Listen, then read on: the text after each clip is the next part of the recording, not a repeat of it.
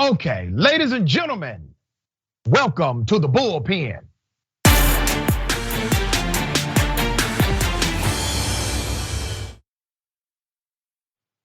He's back in the bullpen today. We got Christian Datoc, White House correspondent, Washington Examiner, very accomplished journalist. It is fitting to have him on the show today as Politico was able to obtain and leak the reality of Roe v. Wade being overturned, which completely transforms the idea of a woman's right to choose in this country. Christian, welcome. How are you? I'm great, Dr. Richey. Thanks for having me back on today of all days. I'm sure there's a lot of viewers out there who've been tuned into this news nonstop, and I appreciate the opportunity to cut it up with you a little bit. So let me give some background. The Roe v. Wade started as a case in 1970. It had its final ruling in 1973.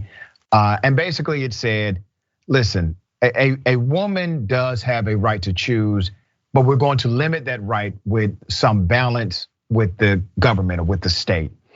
But we looked at this as a victory for a woman's right. Religious advocates have maintained that life begins at conception, even though they have only provided context as it relates to pregnancy. They have never, for example, supported legislation to make child support mandated to be paid at conception, right? They have never said through legislation, well, the child must be 9 months old upon birth, since we look at it as life from conception. But this was one of their red meat dynamics. So I don't want to presume what you know or believe about this particular ruling. So if you would, give me your sentiment and I will opine. Sure, I think I'll just start by stating that I'm unequivocally pro-choice. I believe 100% in a woman's right to choose, and I think that this opinion and we've led to believe is going to be a final ruling in a few months is an attack on not only women's rights, but really the rights of anyone who's concerned about government infringing on personal liberties. That being said, there's a whole bunch of political ramifications that can spill out of this thing. And I think one of the reasons we saw this leak come out Monday night is because it might potentially give Democrats a little bit of momentum heading into the November midterms. Now, we heard President Biden earlier today, both speaking to reporters on the tarmac and in a written statement, talk about how Congress needs to step up and finally codify Roe v. Wade. Now, that being said, Jen Psaki talked to reporters on the plane, and she basically admitted that right now, as it stands, the math doesn't work out to do that. There was attempts by Chuck Schumer and the Democrats last year rather, to try and vote on a bill that did that. They didn't even have 50 votes. So even if the filibuster were eliminated, that bill would have died in the Senate. So ultimately, President Biden is calling on voters, both Democrats and moderate Republicans, independents, to start electing pro-choice lawmakers. And this is going to quickly become, in my mind, probably the foremost issue. Indeed, with crime and education and everything, in the economy, everything that's currently happening, spilling out of the coronavirus pandemic heading into November. You know, you make a compelling point, a point that I agree with, a point I made earlier on my radio show, that this may actually help Democrats, even though to me it's the wrong way to do it. But the reality is it is leaked, now it's here. You know what the ruling is going to be likely. And I will say this just for the record. There are instances where Supreme Court justices have changed their mind. When the leak came out and the summary or the majority report, the ruling was out and it was premature, some justices have actually changed their mind. Do I think that's going to happen here? No, I don't think that's going to happen here. Over 60% of Americans believe that a woman should retain her right to choose. Alabama passed a law in 2019 that was the most restrictive law on abortion in the United States of America, where it gave a woman more time in prison for seeking an abortion from a rapist than the rapist would get for raping the woman. And it would then also give the doctor 99 years in prison for performing the abortion. The most restrictive. That became law for a brief period of time before it was overturned by the courts. My question to you is, do you see this as an erosion at general rights? Because remember, the basis for Roe v. Wade was your right to privacy, your right to be free from government intrusion, and your right of due process. So if you can erode at Roe v. Wade by constitutional methods, what's to stop a court from making a next conclusion about how privacy and due process should not be applied to these other rights we have taken as commonplace in America? I'm going to be optimistic and say I hope that this doesn't result in that, but I think you're onto something here. And ultimately, this could be the first couple of pebbles trickling down the mountain towards a full-scale, erosion of civil liberties. And President Biden talked today about how this case could set a very poor precedent for any privacy-related matters, how this could potentially have ramifications for undoing HIPAA, rules like that. This could even, and he floated this, I'm quoting the president now, said how same-sex marriage might come under attack yet again. That's an issue that I never thought we'd see try to be relitigated in my lifetime. I mean, to be honest, I guess I never thought that we would try and relitigate abortion access to this extent.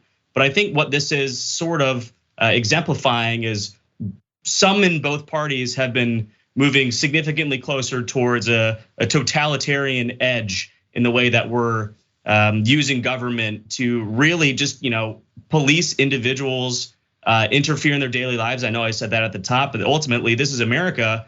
One of the founding principles that this country came into being with was the right to choose, the right to choose religion, the right to choose a state to live in. Obviously, for Black Americans, a lot of those rights didn't come until hundreds of years after America was founded.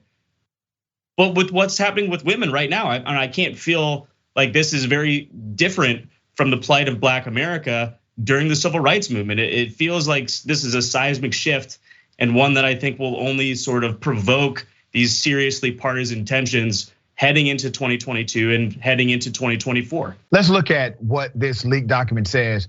Alito was basically saying that this never should have been an issue for the court. This never should have been federalized. This never should have been common law set by way of president of the US Supreme Court. That states should have always maintained this right to regulate this item, okay? So here's the problem with that line of thinking.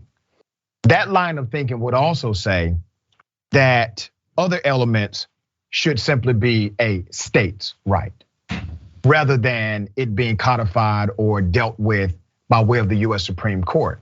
And we all know what has happened when states are able to create their own rules connected to the citizens of that state. That was what we fought an entire civil war about. It was over the state's right to retain the industry of slavery. That was the primary right they wanted to keep and still be within the context of law. So not only is this problematic, obviously, because of the ethical issues, you have this religious dynamic connected to it. And I try not, I'm a Christian man myself, I try not to let those Christian evangelicals that support taking away a woman's right to choose hijack my faith background. I completely oppose their understanding of life, completely 100% oppose it. But I do find it interesting, Christian, that the same people that are pro-war, pro-death penalty, and pro-defunding programs that actually help children are somehow considered pro-life. It doesn't make sense to me. And I think, once again, this was a messaging error that was allowed by those on the left when they branded themselves pro-life, and even though they are pro-death in so many elements, I think that was a mistake. They allowed the party, the Republican Party, to brand themselves as pro-life. In addition to that, you can look at the evidence. You can look at the actual numbers of abortions in the United States of America.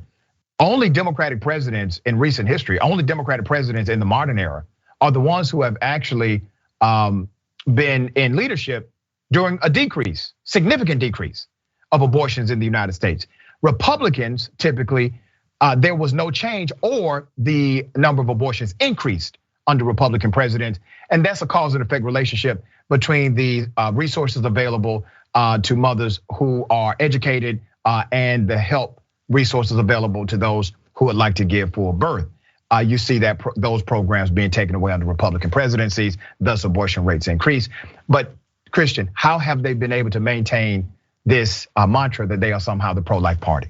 Well, I think the conservative media outlets out there have certainly helped with that. I also think, to be honest, a lot of liberals have probably helped with that. They're happy to sort of cast Republicans as saying, "Oh, you're pro-life." That's really just anti-abortion, and not really necessarily getting into the semantics of the argument itself. I mean, I was thinking about this in the shower this morning.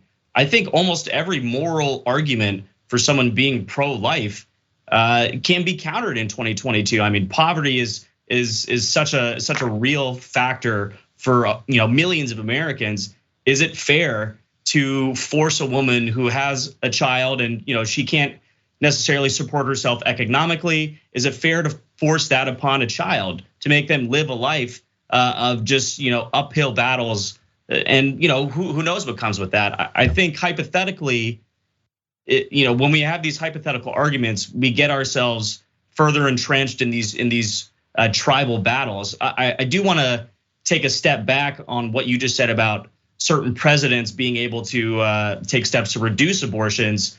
I think this could have, while a rallying effect for Democrats in 2022, I think this actually might be sort of a nail in the coffin for President Biden seeking the 2024 Democratic nomination. And I'm just pulling a couple of examples here, but even from reporters on Air Force One with Jen today, they're asking very heated questions. Why didn't the president engage more with leaders on Capitol Hill trying to codify this law?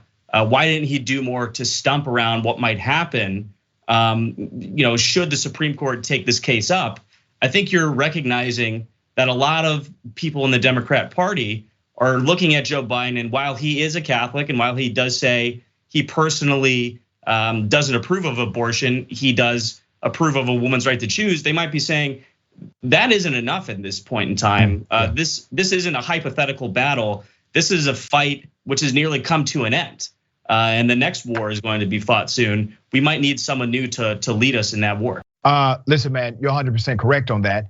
And the reality is, we're in the middle of a rock and a hard place, man. We elect individuals who say, vote for me. I'm going to be able to do A, B, and C for you. Here's my resume, here's what I can do. And then they get in power and they debate with you the entire time. They do not have the power to do what you gave them the power to do. And that has been the routine reality of Democrats in this country, with the exception of just a few. Poverty, you're right, brother. Poverty is a policy. That's really what poverty is. Those are policy dynamics that express themselves in poverty reality. That's what happens. If you are anti-programs to help get people out of poverty, you're not pro-life. There's no way you can be pro-life. So I agree with you that Joe Biden is not going to be the guy in 2024. And at this point, and I know this is going to sound controversial, but I want you to think about it from a strategy point of view.